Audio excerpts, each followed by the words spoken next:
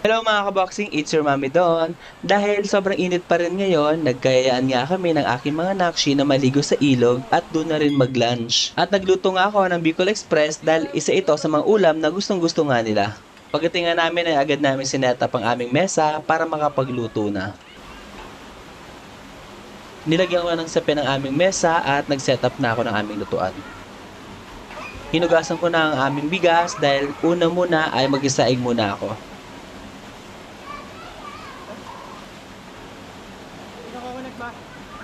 Habang nag-aantay na kumulo ang aming sinaing ay inilabas ko ng aming tantaran at kutsilyo dahil maghihiwa na ako ng aking mga gagamitin sa Bicol Express. Bago nga pala ako maghiwa ay naligo muna ako para matanggal ang init sa katawan ko. Ang hirap kasi kapag hot ka.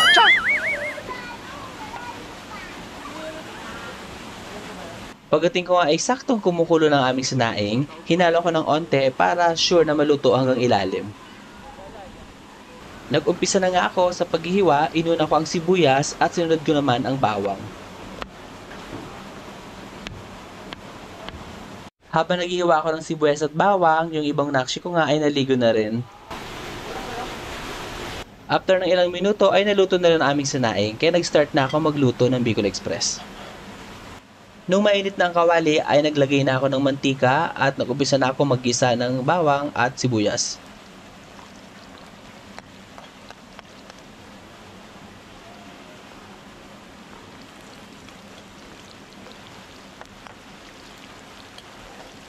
Nung medyo toasted na ang bawang at sibuyas, inilagay ko na ang 1 kilong karne ng baboy. Alam ko, iba sa inyo ay hindi ganito ang pagluto ng Bicol Express. Yung iba ay parang pagluto ng laing ang style. Una muna ay ang pangalawang gata, pag gumulo, ilalagay na ang karne ng baboy. Pero para sa akin mga kaboxing, kahit paano ka pa magluto, ang importante, masarap ang kakalabasan.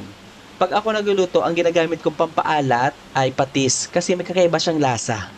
After kong lagyan ng patis, ay nilagyan ko rin ng paminta at betchin.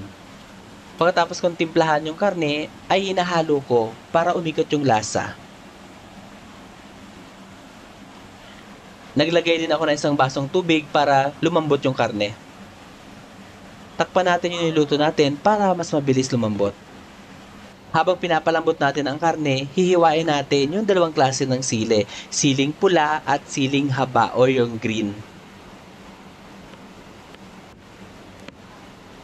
Itong mga siling to, ang signature ng Bicol Express. Dahil kung hindi maanghang ang Bicol Express, hindi yan Bicol Express. Ginataang baboy lang yan. Pagkakulungan ng baboy ay hinalo ko din para mas pantay din ang pagkakaluto. Tatakpan uli natin yan dahil hindi pa masyadong malambot ang baboy. Habang pinapalambot yung baboy ay bumalik ako sa pagligo. Siya nga pala mga kaboxing, andito nga pala kami uli sa ilog ng barangay Malaking Tatsyaw. Shoutout ko na rin pala sila Remy Avila, Apple Torres Regalado, at sa Infinity Pool Builders. Maraming salamat sa panonood mga kaboxing. Maya-maya nga may dumating ng mga bata para maligo din sa ilog.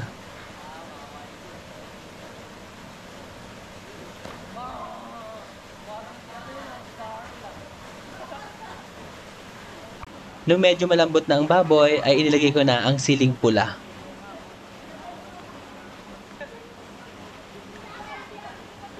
After 1 minute ay inilagay ko na ang gata. Ang ginamit ko nga dito ay Coco Mama. Kapag wala akong nahanap na tindahan o talipapa na nagpipiga ng nyog, Coco Mama ang ginagamit ko dahil dagdag pa sa gawain ko ang pagpipiga. Sa mga hindi pa nakagamit itong Coco Mama, ako na nagsasabi sa inyo, parehas lang lasa ng kakang gata. After kumulo ng gata ay nilagay ko na ang siling haba, then tapos na.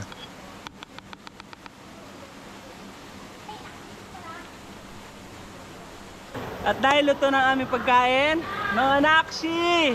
Tara na, kain na tayo! Let's go! Let's go!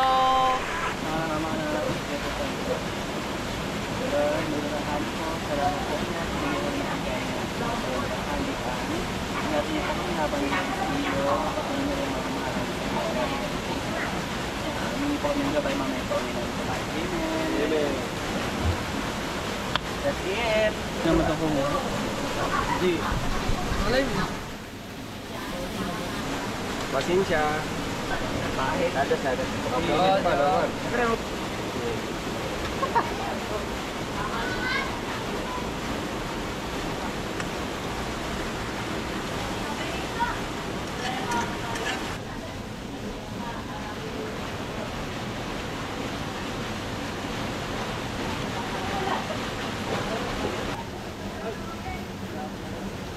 Yan o, sure na sa baso. Toyo.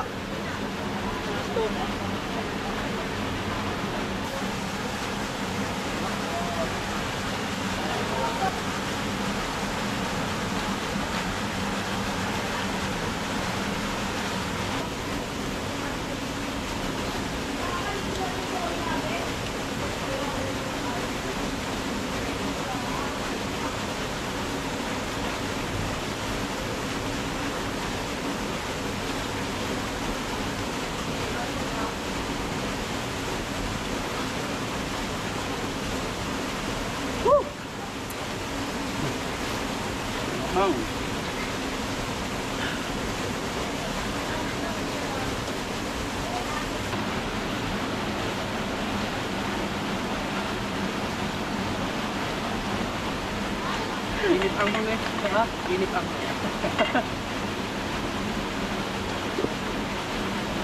mot na kimot. Sobra anghang. Tapos na kami kumain mga kaboxing. Kita nyo naman, simot na simot ang kaldero at ang kawali.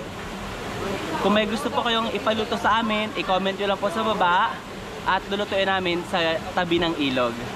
Yun lang mga kaboxing. Bye mga kaboxing!